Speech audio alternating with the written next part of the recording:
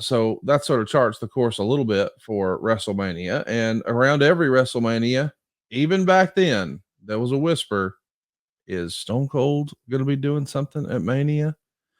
And Dave Meltzer wrote, Austin is still at this point scheduled to wrestle a farewell match at Mania. There's a lot of politicking going around regarding the match, but Austin won't be working with Hogan. Orton is in play with the obvious angle, but it doesn't appear to be a lock. Months ago, I heard the idea internally was Rock versus Austin as a 25th anniversary special match, but never thought anything was maybe just the most remote of possibilities. Every year it feels like people are wondering and speculating, will Stone Cold be at WrestleMania? They're even saying it this year. When you think about, your relationship with Steve, did you think there was a chance that he could be doing something in a major way at WrestleMania 25? Always a chance, Connie, but not likely.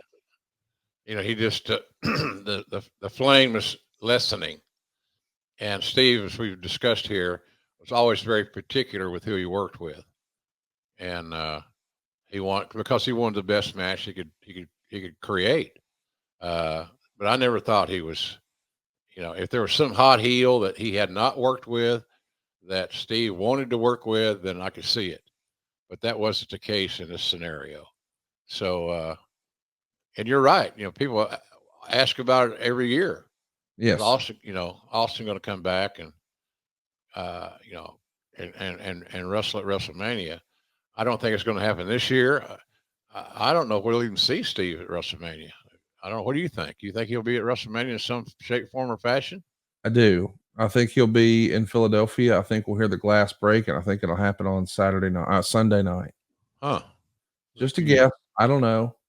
But when I was watching the Cody Rock beatdown in the parking lot a few weeks ago in Chicago, there was a tractor trailer truck there in the background. It only had two faces on it during that scene, John Cena and Steve Austin. That didn't feel accidental. Felt like an Easter egg. So interesting. Yeah, that's that's a good guess. You never know.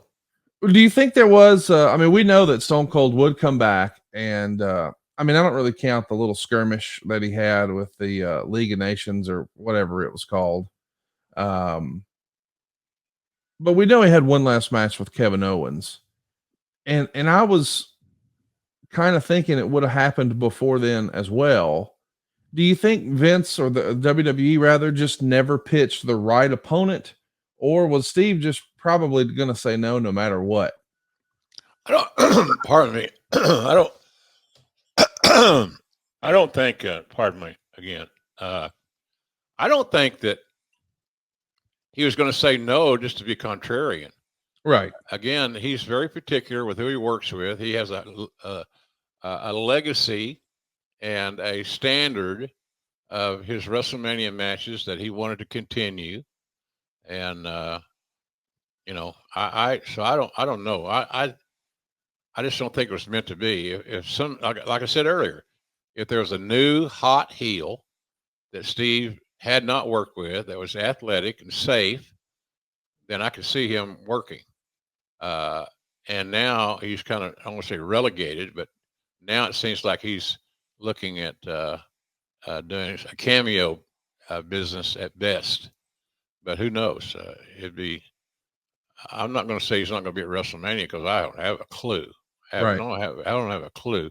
And the irony is that when Steve and I talk, which is not as regular as we both would like, we rarely talk about the specifics of booking and matches and things of that nature. We got so many other things that our friendship is based on that we discuss. And of course, during football season, there was a lot of football talk.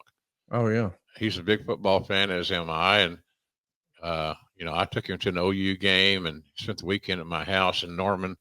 Once upon a time, had a great time, and he had a great time.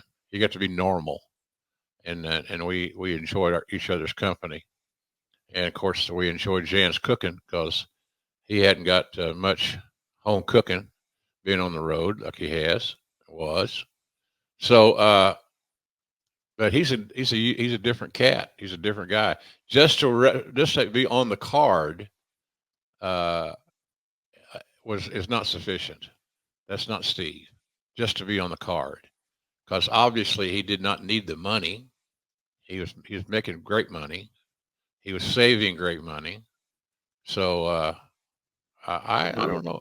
I think he's just not the average guy. You know, a lot of guys would give their left testicle to be on the WrestleMania card. That ain't him.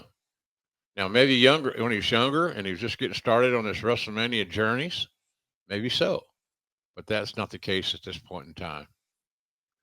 You wrote at the time, way back when in 2009, that you had been in regular contact with Dwayne Johnson and you didn't believe he would ever wrestle again.